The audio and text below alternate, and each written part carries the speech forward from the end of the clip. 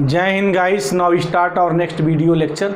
अपनी कड़ी को आगे बढ़ाते हैं। आज हम एक ऐसी चीज़ के बारे में डिस्कस करने जा रहे हैं जो सबसे ज़रूरी है। देखिए बोर्ड पे कुछ लिखा हुआ है, हम गेट में सफलता कैसे प्राप्त करें। जो 2022 हमारा गेट का एग्ज़ाम होने जा रहा है, हम क्या करें कि सफलता की गारंटी हमारी बढ़ जाए या हम यूँ कहें कि सफल हो जाएं।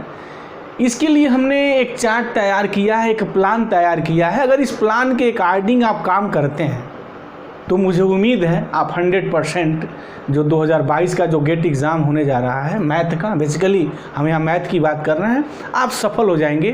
तो हमने क्या प्लान बनाया है, सारे जो हमने पूरे अपने जो है एजुकेशन एक्सपीरियंस का पूरा हमने अनुभव इकट्ठा करके एक बड़ा फुल प्रूफ जो है एक आइडिया डेवलप की है कि गेट 2022 जो मैथ का एग्ज़ाम होने जा रहा है आप उसमें सफल हो जाए। तो चलते हैं, देखते हैं कि प्लान कैसे है, कैसे आप तैयारी करेंगे। पहली बात है कि ये जो मैथ का जो एग्ज़ाम होता है ना, वो आपका टोटल 100 मार्क्स का है टोटल, और इस 100 मार्क्स में 85 का जो है सब्जेक्ट पूछा जाता है। सब्जेक्ट मतलब जैसे आप जो रियल एनालिसिस जानते हैं, linear algebra, modern algebra, numerical analysis, ELPP linear programming problem, vector calculus, ये जो सारी चीज़ें हैं, तो उससे 85 मतलब सब्जेक्ट से संबंधित जो है, सब्जेक्ट से रिलेटेड 85 नंबर का क्वेश्चन पूछा जाता है। और ये क्वेश्चन जो है 1 और 2 में डिवाइड होता है, 1 मार्क्स और 2 मार्क्स में। उसके बाद आपका ये 15 मार्क का क्वेश्चन जनरल एप्टीट्यूड का आता है, जिस पर ध्यान लोगों का कम होता है। अब हम एक ऐसी रणनीति बनाएंगे कि मिनिमम टाइम में हम कैसे जो है गेट में सफलता प्राप्त करें। तो उसके लिए थोड़ा हमने एक चार्ट बनाया है, 2 साल की हमने एनालिसिस की है, क्योंकि इधर विगत 2 सालों से ही गेट मैथमेटिक्स में ड्रामेटिक चेंजिंग आई है। रियल एनालिसिस के पार्ट को बहुत बड़ा किया गया है, बाकी जो प्रोबेबिलिटी का पार्ट था उसको हटा दिया गया है। तो इसलिए हमने यहाँ ये कॉम्पिटिटिव जो है 2 साल का यहाँ स्टडी रखा है, और आगे हम बताएंगे आप किस प्लान पे वर्क करेंगे कि सफलता आपको मिल जाए। तो देखिए यहाँ कि 2021 में जो रियल एनालिसिस से जो नंबर्स उठा था वो 22 था, 20 में 27 था, तो यहाँ 5 का डिफरेंस है। जनरली 22 से 27 नंबर्स के बीच में यही रहना है। यानी अगली बार जो एग्ज़ाम होगा उसमें रियल एनालिसिस का नियर अबाउट यही वेरिएशन रहेगा, 22 से 27 नंबर के बीच में रहेगा। OD और PD मिला करके 12 से 16 का वेरिएशन है, 4 नंबर का वेरिएशन रहना है, इससे ज़्यादा नहीं रहना है, +- 4 हो सकता है। कॉम्प्लेक्स से बड़ा वेरिएशन की उम्मीद नहीं है। जनरली 8-9 नंबर का क्वेश्चन हमेशा कॉम्प्लेक्स नंबर से बनता रहा है और बनना चाहिए भी। मॉडर्न अलजेब्रा से, जिसमें ग्रुप थ्योरी, रिंग थ्योरी और फील्ड से लेके 8 से 10 का वेरिएशन रहा है। 21 में 8 मार्क्स का आया है, तो 2020 में देखिए 10 मार्क का है। ये 7-6 है, यहाँ तो बहुत वेरिएशन नहीं है। LPP में LPP के भी नंबर 6 और 7 नंबर्स के बीच रहे हैं। हाँ, इसमें थोड़ा वेरिएशन आया है कि 21 में लीनियर न्यूमेरिकल एनालिसिस से कुछ क्वेश्चन थोड़े ज़्यादा पूछे गए थे, ये 4 मार्क्स का यहाँ वेरिएशन है। यहाँ लीनियर अलजेब्रा में भी बहुत वेरिएशन नहीं है, 11 से 13 मार्क।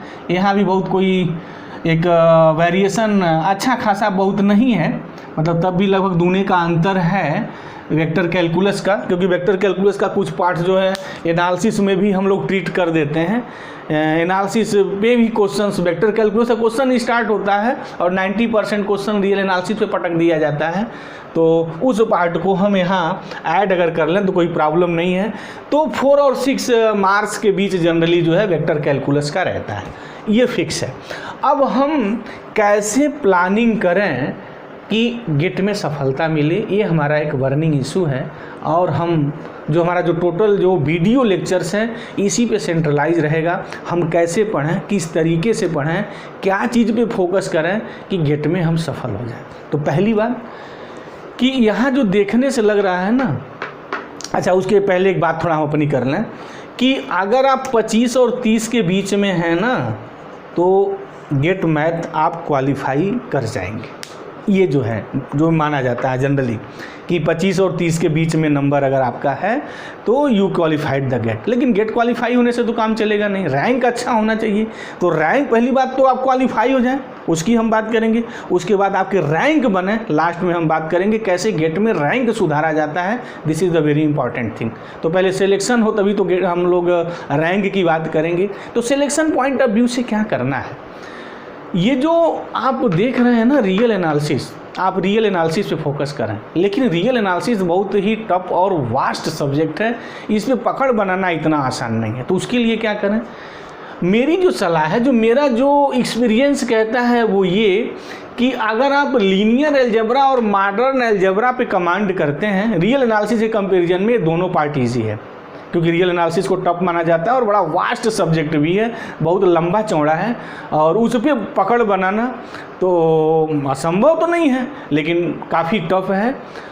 रियल एनालिसिस के कंपैरिजन में लीनियर अलजेब्रा और मॉडर्न अलजेब्रा पे अगर हम पकड़ बनाया जा सकता है। These are very easy parts. तो वो ईजी है क्या है, अगर हम उसको एक 9 ले लें, एक रेशियो इसकी 9 यहाँ से पिकअप कर लें और इसका एक मैं 12 अगर पिकअप कर लूँ तो 21 मार्क हो गया। दिस आ गए आप, इसमें कहाँ हैं आप, यहाँ आ गए हैं। और सबसे एक ईजी पार्ट है जो कभी आपको नहीं छोड़ना है, एलपीपी कभी नहीं छोड़ना, आप छोड़ना भी नहीं है।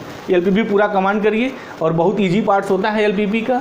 और गेट में एलपीपी से जो क्वेश्चन पूछे जाते हैं जनरली, कोई अगर ग्रेजुएशन का स्टूडेंट मैथमेटिक्स तो एलपीपी अगर पढ़ा है, वो आर पढ़ा है, ऑपरेशनल रिसर्च पढ़ा है, तो उसके लिए कोई वहाँ से 5 नंबर पिकअप करना कोई बहुत बड़ी चीज़ नहीं है। और यहाँ से हम टोटल मार्क्स गेन कर सकते हैं लीनियर अलजेब्रा और मॉडर्न अलजेब्रा से। तो अगर मैं इनको ऐड करूँ तो 21 हो गए और 5 ये हो गए मेरे 26। मतलब ये और हमारे ये हमें सिलेक्शन दे देते हैं। अगर इसमें मान लीजिए कुछ आप प्लस माइनस करते हैं तो आप कॉम्प्लेक्स पे चले जाइए।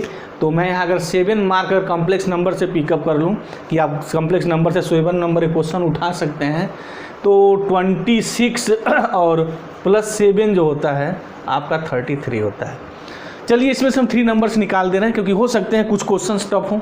लीनियर अलजेब्रा क्वेश्चंस ऐसा आया हो जो काफ़ी टफ हो, मॉडर्न अलजेब्रा का ऐसा क्वेश्चन आया हो जो काफ़ी टफ हो, और एलपीपी तो ऐसा कोई क्वेश्चन नहीं बनेगा कि बहुत टफ हो और आप न कर पाएँ, तो वहाँ तो संभावना नहीं है, इसलिए हमने +5 रहने ही देना है। यहाँ से मैं 3 निकाल दे रहा हूँ। हो सकता है मॉडर्न अलजेब्रा और लीनियर अलजेब्रा या कॉम्प्लेक्स पे कुछ क्वेश्चन टफ बन गए हों जो ईजिली वे में टैकल ना हो सके, तो वहाँ से मैं 3 माइनस कर दूँ, 30 हो गया, 30 हो गया ये। और अगर 30 नंबर आप गेट में ला देते हैं, definitely you qualify the GATE, आप गेट को क्वालिफाई कर जाएंगे। तो आपको अच्छा तो है नहीं कि हाँ कुछ नहीं करेंगे। हमने तो बात सिंपली फोकस की, इस पे की है, इस पे की है, इस पे की है, इस पे भी करिए। कोई कॉम्प्लेक्स भी पार्ट ईजी आते हैं, बहुत टफ नहीं आते हैं। रियल एनालिसिस कंपेरिजन में ये पार्ट ईजी है, आप कमांड करिए, कर सकते हैं। अच्छा न्यूमेरिकल एनालिसिस भी वही एलपीपी जैसा है, वो भी कोई बहुत टफ पार्ट नहीं, न्यूमेरिकल एनालिसिस से पूछा जाता है और यहाँ से भी 5-6 नंबर के क्वेश्चन आप बन सकते हैं। तो अगर आप देखें, मैं यहाँ इस बात को बहुत नहीं लिया हूँ, लेकिन अगर इसको भी आप सीरियसली पढ़ते हैं, और पढ़ना ही चाहिए, यानी सीरियसली किसको पढ़ें, आप प्लान बनाते वक्त आप इसको पढ़ें। और इसके बाद जो भी आप पार्ट आप दिखाई दे रहा है ना, क्योंकि इसके कंपेरिजन में सारे पार्ट्स ईजी हैं, अगर इनको आप पढ़ते हैं कायदे से तो सिलेक्शन पक्का है। क्योंकि ये 20 नंबर का जो हर हालत में रियल एनालिसिस पूछा ही जाना है, चाहे किसी ईयर हो। गेट का एग्ज़ाम अब जो होगा, जो क्राइटेरिया चेंज हुई विगत सालों से, तो 20 नंबर तो आना है, तो 10 नंबर तो आप ला ही सकते हैं। तो देख रहे हैं कि गेट निकालना कोई बहुत टफ चीज़ नहीं है। अगर एक आप डिफिनिट स्ट्रेटजी से और बेस्ट एक प्लान बनाकर आप वर्क करते हैं तो आप गेट क्वालिफाई हो सकते हैं, have no any problem. Rank कैसे लाया जाए, अब मैं इस पे बात करने जा रहा हूँ, जो सबसे इम्पॉर्टेंट है। रैंक कैसे आएगा, मेरे अनुभव से आप काम करिए, डेफिनेटली आपका रैंक सुधरेगा। ये जो जनरल एप्टीट्यूड देखते हैं ना, बच्चे इस पर ध्यान नहीं देते हैं। वो मैथ पढ़ रहे हैं ना, उसको बहुत ध्यान नहीं देते हैं, पढ़ते नहीं हैं सारी। ये आप काम मत करिए। अगर गेट में आपको रैंक सुधारना है तो प्लीज़ मेरी इस बात को आप आत्मसात करिए, मानिए। रिजल्ट 2022 खुद ही बता देगा कि कितने आप गेट में अच्छे स्कोर करके आए हैं। ये जो जनरल एप्टीट्यूड है ना, 15 मार्क्स का आता है, और कोई मैथ का जो स्टूडेंट्स है वो जनरल एप्टीट्यूड में 7 नंबर ना करे, ये तो माना ही नहीं जा सकता है। तो जनरल एप्टीट्यूड पे जो क्वेश्चंस जो मैथ के आ रहे हैं ना उनको आप देख लीजिए, उसमें 5 से 6 मार्क्स तक लाना दिस इज़ वेरी इजी।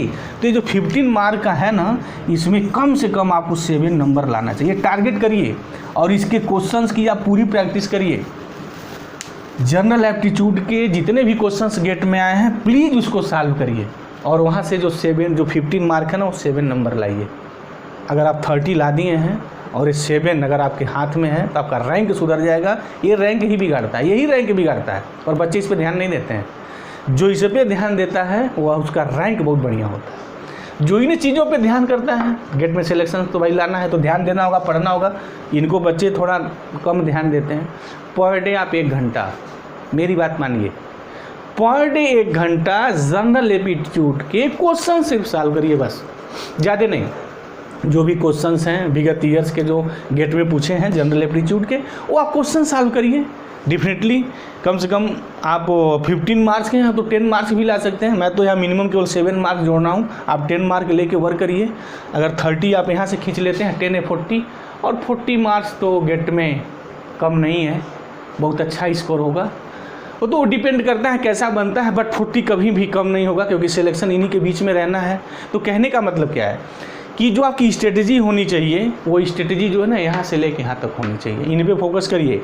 यदि एनालिसिस से क्वेश्चन टफ बनते हैं, जितना टाइम आप इस पे देते हैं ना, आप इतना टाइम इस पे दीजिए। पहली स्ट्रेटजी आपकी है, फर्स्ट स्ट्रेटजी, इन पे आप पूरा फोकस करिए, टोटल फोकस करिए। सेकेंड स्ट्रेटजी, जनरल एप्टीट्यूड को पर डे 1 घंटे टाइम दीजिए, देखिए आपका सिलेक्शन होता है या नहीं। अगर पर डे 1 घंटे आप टाइम देते हैं, और मेरे दोस्त अगर आप 10 नंबर खींच लेते हैं यहाँ से, तो सिलेक्शन तो होना है, आप अच्छे रैंक पे रहेंगे। तो मुझे उम्मीद है कि हमने जो स्ट्रेटजी प्लान आपको बताई है, अगर इस स्ट्रेटजी प्लान पे आपने वर्क किया, अच्छे से बैटिंग किया अगर इस प्लेटफार्म पे, तो डेफिनेटली आप गेट अच्छे रैंक से लाएंगे, इसमें कोई डाउट नहीं है, कोई संदेह नहीं है। तो थैंक यू गाइस, जय हिंद।